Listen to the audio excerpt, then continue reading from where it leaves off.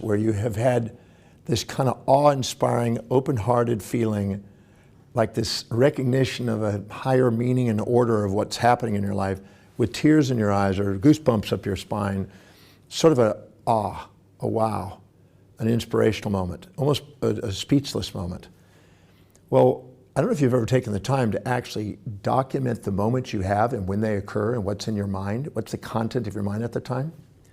The first time I noticed this, I think I was around 11, and I was listening to a piece of music, and I noticed that it brought me a tear in the eye, and I didn't pay attention to it. I just noticed that, wow. Then around 13, I started having the same thing with another piece of music. It wasn't until much later in my life that I got this insight that this has been a guide through my life. This is an intuitive, inspirational guide that Albert Einstein said that was two of the most important things to have in life, the inspiration and the intuition to guide you. So I started to keep a record of all the moments I did, and I documented what was the content of my mind at the moment that happened. I even went back and got music from those early eras and played the music and waited for that same feeling to emerge. And when I did, I noticed that the lyrics were especially meaningful to me, or what came into my mind and the content visually was especially meaning. And I wrote them all out, and the very thing that I've dedicated my life to was revealed all the way back to 11 in my life through tears of inspiration. And I've been fascinated by these states, it might say this transcendent state of inspiration. And I'd like to share with you something that I think will be quite intriguing, something you probably have never thought about, or maybe you have, but something that I know when I share it with people, they quickly write it down. So take a peek up here. I'm going to make a statement that every human being has feelings, but I'm going to make a distinction between two types of feelings. So I want you to draw a line here across your page if you want to do it. And imagine we have an arrow going up and an arrow going down. And the arrow up is going towards what is going to be called transcendent feelings. And the one below is going to be called emotional feelings.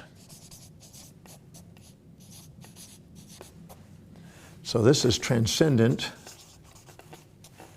and emotional feelings. And I'll put feelings on the side here. Now, these are synthesized, and these are polarized. So let's call this one happy and sad, joy and sorrow, like and dislike, infatuation, resentment, elation, depression, attraction, repulsion. These are polarized feelings, like two poles of a magnet, poles of a magnet. This is supposedly positive, this is supposedly negative in our mind. These things occur when we perceive that our values are being supported. These occur when our values seem to be challenged. This activates the parasympathetic nervous system inside our physiology. This activates the sympathetic. This is rest and digest oriented, fight or flight oriented. Whenever you have one or the other, you are conscious of the positives, unconscious of the negatives here, and you're conscious of the negatives and unconscious of the positives here.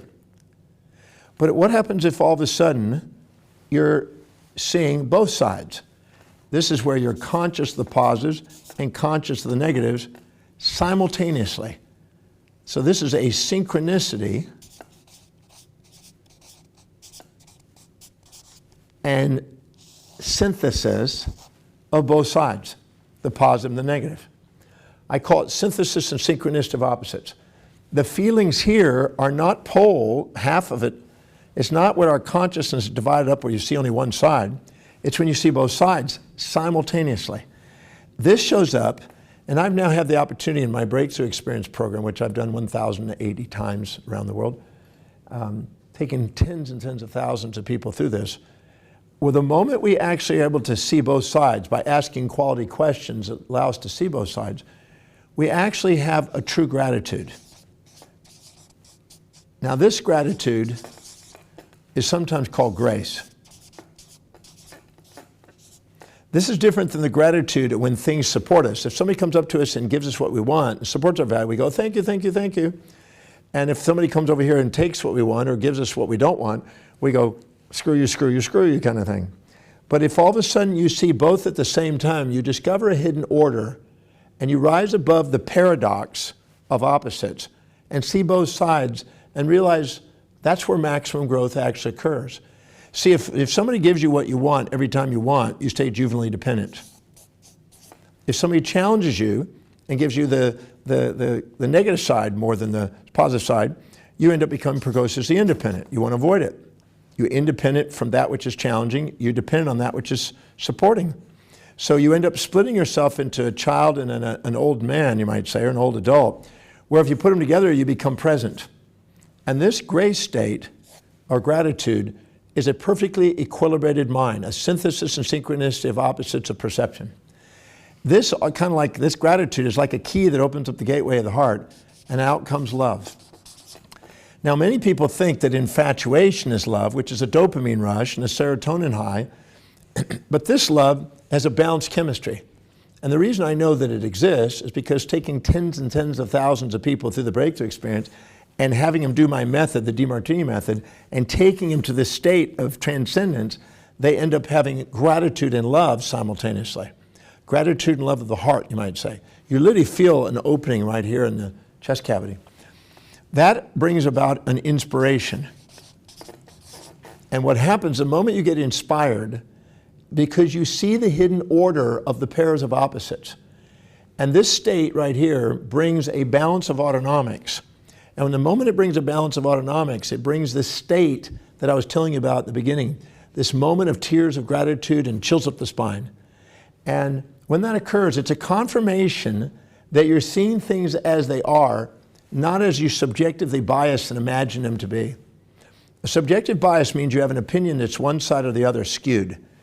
When you see things objectively, you see both sides synchronously. You also have enthusiasm. Now, many people have infused enthusiasm with standing on chairs and doing excitements, going rah, rah, and things like that. But enthusiasm means the God within, entheos. It means a poised, present, purposeful, patient, productive, prioritized state of mind. As St. Augustine had said, it's the point of equilibrium, the point of balance. When that occurs, you have certainty. And when you have certainty, you're not wavering. See, when you have emotions, you have wavering. If I went to you and I said, you're always positive, never negative, you would go, nope. You're always negative, never positive. You go, nope. But if I said, sometimes you're positive, negative, or even at the same time you can be positive, negative. You can be positive to somebody and negative to somebody else. Then your body would go, yep. You can only have certainty in a point of equilibrium. You also have presence. Because anytime you're emotional, if you imagine a positive without a negative, you create a philia. And if you imagine a negative without a positive, you create a phobia. And you store philias and phobias in time, in the future, because you're anticipating more positives, negatives, and more negatives and positives, and you're excited or you're basically frightened. And anytime you do that, you're adding time to the mind and taking yourself out of present. And anytime you put imagination, as William James says, you create memory to balance it. So you're actually creating the arrow of time in the aging process with these emotions. That's why if you have an extreme emotional state, you age, and you can see it, you can watch yourself age.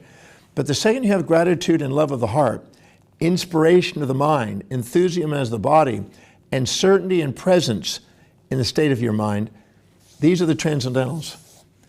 And these are confirming that you're seeing things as they are, not as you might say, assume they're to be.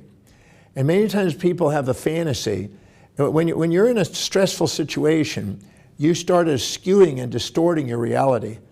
When you're actually in a state of centeredness and you're present, you see things as they are. And the magnificence of how they are is far greater than any fantasies you'll build around things. So this is a sign that you're confirmed and actually authentic. This is an inauthentic state. Why? Because if you're infatuated with something or someone, you're going to want to change you relative to them, and you're going to try to live outside your own values to fit into theirs. Because you're going to inject their values into your life, be juvenilely dependent, depend on them and wish you could be more with them, and sacrifice what's important to you until you eventually get resentful enough to say, I want my life back. If you're resentful to somebody, you're going to want to change them relative to you and try to get them to live in your life. And that's not possible. Both of those are futile. Striving for that which is unavailable and trying to avoid that which is unavoidable is a source of human suffering. But the second you embrace things, and there's nothing to change in you or nothing to change in them, you don't need to fix you relative to them or them fixed relative to you, and you're graced by what's there, your human will, the way you want it, and the way it is match. And this is a very fulfilling state which brings the awe, inspiration, and the autonomics back into balance. And you get confirmed with a moment of inspiration, and a tear comes out of your eyes. It's not a sorrow tear, which is this side. It's not a giggle tear, which is laughing yourself until you cry. It's a synthesis and synchronicity of those two, which is a tear of inspiration, a tear of gratitude, a tear of love, a tear of enthusiasm. It's a transcendental state, and it's a confirmation that you're seeing things as they are, not as you perceived with some sort of distorted reality. Most people live in hallucinatory states, striving to get one side, trying to avoid the other, instead of actually honoring the magnificence. Because the truth is, we have both sides. We finally love people for both sides and love ourselves for both sides. We get to have the gratitude, love, inspiration, enthusiasm, certainty, and presence. These are powerful states, and they're confirmations of authenticity. And so you want to listen to those. In the breakthrough experience, when people do the DeMartini method, every single column, every single question in the method, if it's answered to the completion, can give you that confirmational state. So whenever you're perceiving a reflection of somebody in yourself and you see them equally, that occurs. Anytime you're able to see both sides of an event, that occurs. It is constantly trying to help you be authentic and see things as they are, because maximum function occurs at the border of these two sides.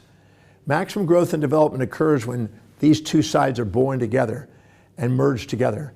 So the second we are able to go from the, you might say, the emotional polarized feelings to the transcendental feelings, we have confirmation we're seeing things as they are, not as we deludedly perceived. But the moment we get to this state, we automatically go on to another judgment, start emotionally judging again, have to work through our next judgment to eventually love again. Empedocles, the Greek philosopher 2,500 years ago, basically, or some period back there, he said that there was love and there was strife, and that anything that is strived is not loved yet, but those things that are loved are confirmations that you and the universe are working together. You feel like everything's on the way here, you feel like everything's in the way here. So I just wanted to share that little message about feelings, because you can transform emotionally polarized feelings, which are joy and sorrow, into synthesized, inspired, and loving feelings once you see both sides. You want to be loved for both sides. You want to love life for both sides. If you do, you get to have those things as confirmations. You're seeing things as they truly are, not as you just assumed they were.